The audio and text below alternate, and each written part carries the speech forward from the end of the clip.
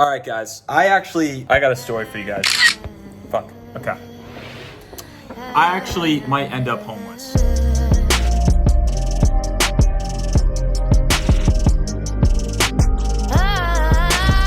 And this is not clickbait. Holy shit, where do I start here? Okay, well, my name's Arlin. Welcome back to my channel. If you've been watching my channel a long time, thank you. Appreciate you. If you're new here, hello. My name is Arlin. Welcome to my crazy YouTube channel. I started this YouTube channel like 7-8 years ago from pretty much nothing. First thing I want to address is just how awkward it is talking to the camera.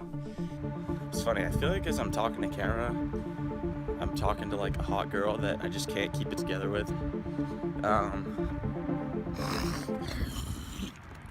Okay, that was gross. Had $0. I went on to make millions of dollars. I spent millions of dollars. I traveled the world. I spent $900,000 last year. And I'm not even saying that as a flex. I'm saying that because, fuck, where do I even go from here? Holy shit. Let's just sort of start from the beginning. I'm gonna tell you how and why I made millions of dollars, why I spent millions of dollars, and how now I actually might end up homeless, but I'm happier than I've ever been in my entire life. And I'm excited and I'm more inspired than I've ever been.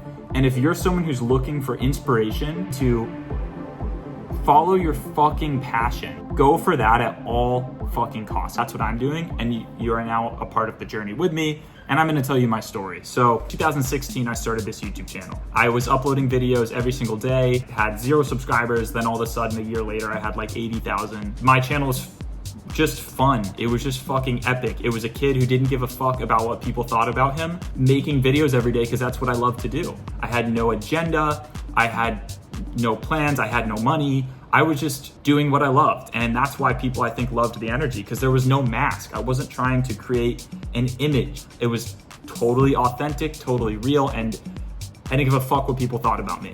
Then I started my first business, which was called 8 AM. The designs back in the day were maybe not the best, but it was still a cool brand, and I improved it over time.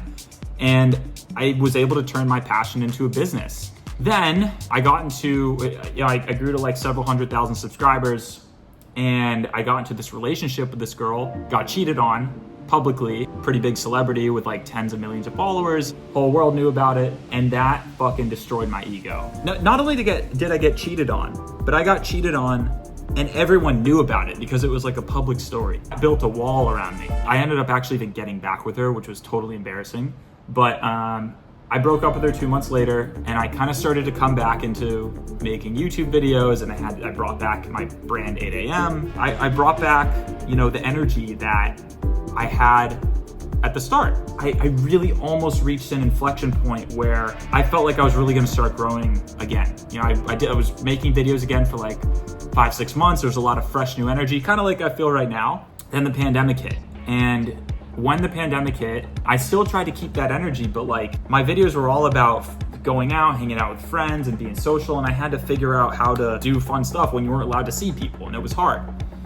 During that time, I also got this mentor that taught me a lot of amazing things, but also really kind of fucked my brain up, because he taught me about essentially optics and image perception, how the way that other people perceive you, you can control. You can control people's perception to make them think that you're wealthy, even if you're not. To make them think that you're successful, even if you're not. To make a woman think that she should sleep with you, even though you have no intentions of continuing a relationship. And at the time, being stuck inside my house from the pandemic, not seeing a lot of people, listening to this guy and the advice he was giving me, and it wasn't cheap. I paid him a lot of money to work with him. I don't know, I started to really be influenced by him. And I ended up archiving like hundreds of photos from my Instagram, archiving hundreds of videos from my YouTube channel, because they didn't align with the perception that he thought that I should have, the image that he thought I should have. What I learned from this guy was like 48 laws of power stuff, basically like control and manipulation tactics. Meanwhile, I was kind of being controlled and manipulated by him to pay him his coaching fee.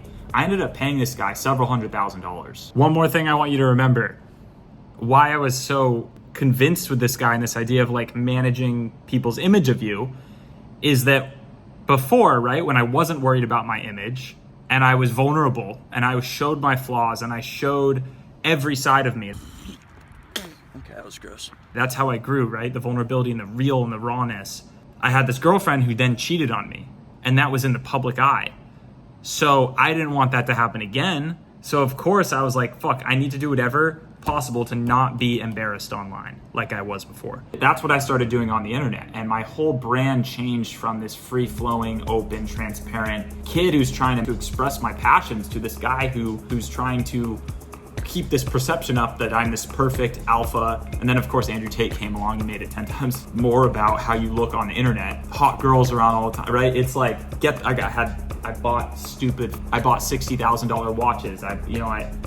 I did the whole thing. Now look, some guys on the internet, I'm not saying everyone who appreciates watches or buys nice things is not wealthy. I know a lot of these guys that have the cars and the girls and all that. Not only are they actually super fucking rich and they actually have a lot of money, and I've seen what they do and how much money they make, but they actually do appreciate that stuff. They may appreciate watches. They might use watches as a store of value, right? Like, I'm not here to judge anyone else. I'm just telling you that for a while, I was convinced that the perception that I was putting on the internet was more important than expressing who I actually was. I didn't buy watches because I appreciated chronology. I bought a watch because I thought it'd make me look cool on a podcast and people would listen to me more so that they would respect me more. And it would be like what's the word?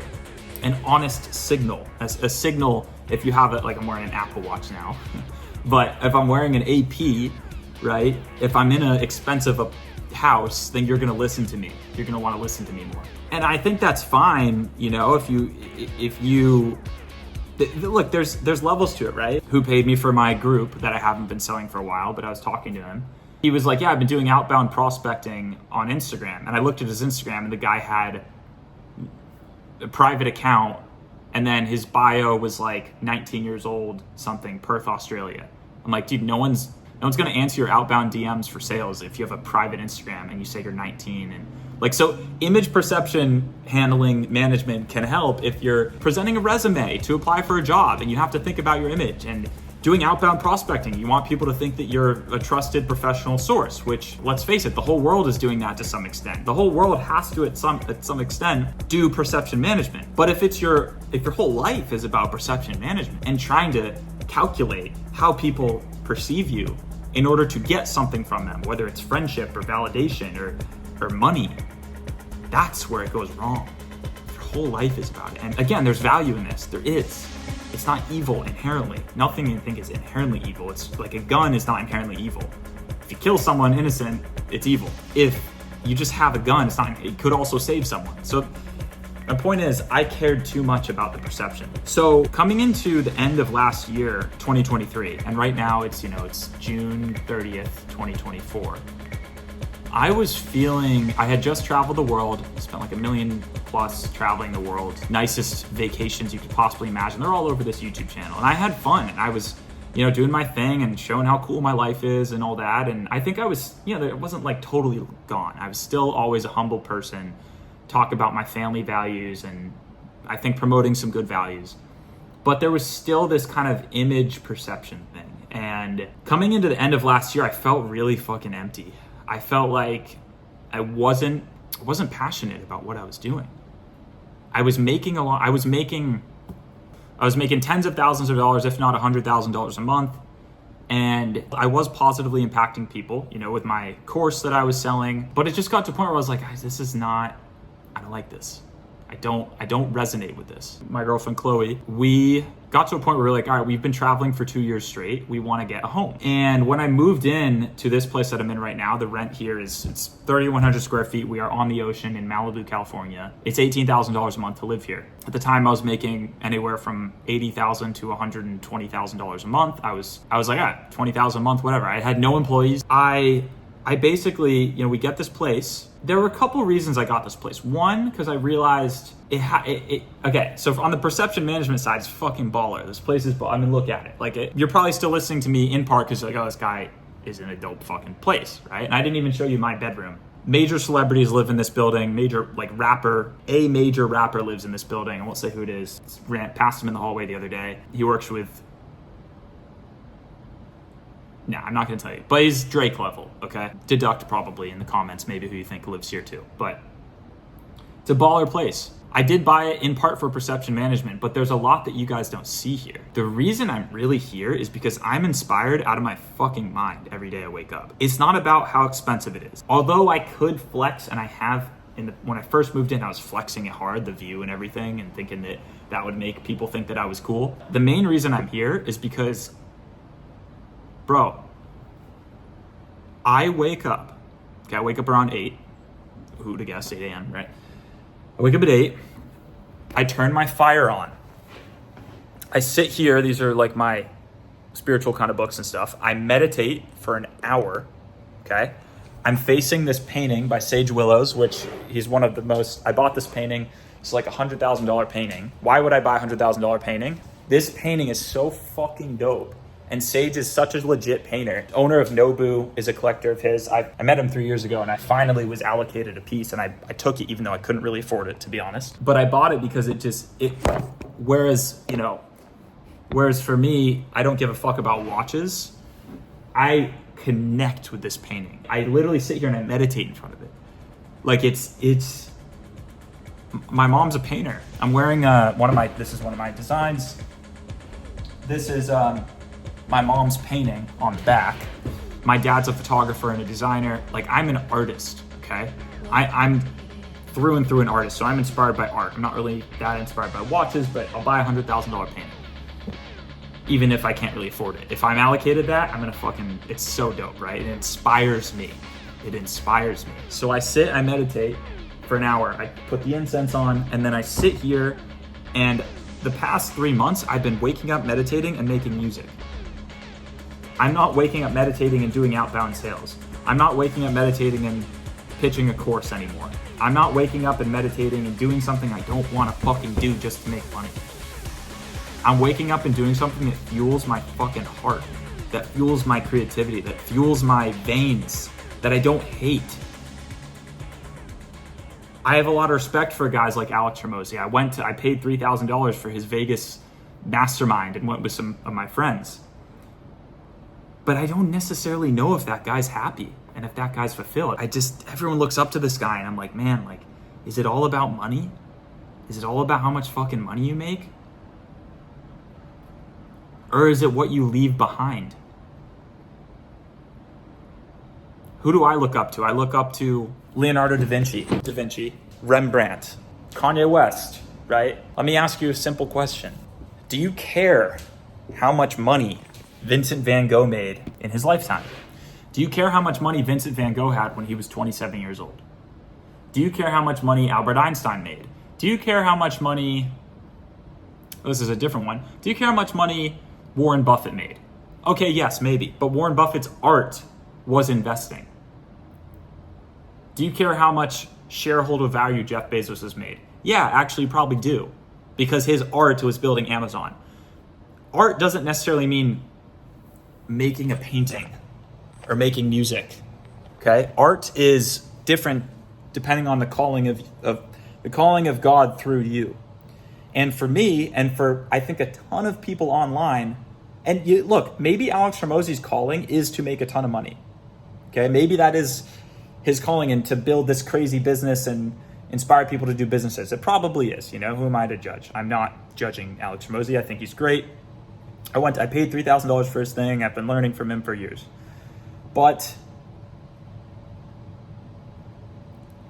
I think that these are the guys, these business gurus are so influential on the youth.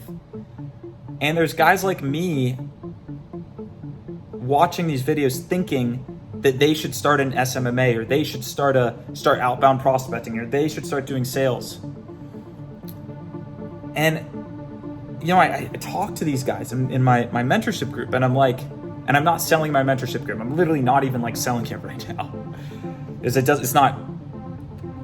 It hasn't fully resonated with me for months. Until recently, I've considered bringing it back. But so many guys that are like me, that are more of like an artist, more of an artist in the sense of like, I want to make music. I want to make a clothing brand. I don't want to follow a course and do 10K a month thing. I'm not saying don't build a side hustle business.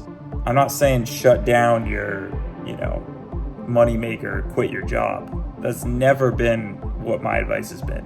What I'm saying is don't get lost thinking that you should do that and do something that's all about making as much money as possible over the calling of your heart. Put God first, put the calling of your heart first, and sure, build a business on the side to make you some income. Get a job maybe, but don't forget the most important thing, which is a connection to your soul and expressing that. Why am I here still? Where am I at financially? So I told you I've made millions of dollars online, but I've also spent millions. I'm down to, a lot of it's in Bitcoin. My monthly expenses, to be here, it's 18K rent, but like I'm in LA, I got an expensive Israeli Russian girlfriend. I'm spending like 40K a month at least. I have a large tax bill, you can probably imagine, that I also have to pay. And my monthly expenses are 40 grand.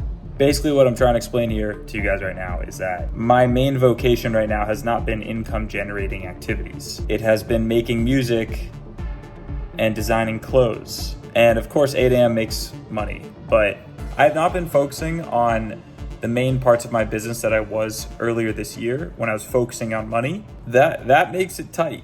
That makes it tight. And the honest to God truth that I'm here to tell you right now is that I might look like a fool, just like when I got cheated on and was embarrassed in front of the whole world and was made to look like a fool. I might look like a fool again, because in waking up and pursuing music and a passion business is 8am is a passion business. It's from my soul. It's not a get rich quick business. I might run out of money doing it. I might run out of money, but I don't give a fuck. I don't give a fuck. I am here because I am inspired. I don't care if I run out of money. I don't care about convincing anyone else that I have more money than I do. I'm here to be totally 100% honest. I'm here to follow the calling, and I'm here to hopefully inspire you to do the same. So I'm not telling you to be as financially irresponsible as me. I'm just telling you that you've got to really look yourself in the mirror and ask, am I just doing this to make money?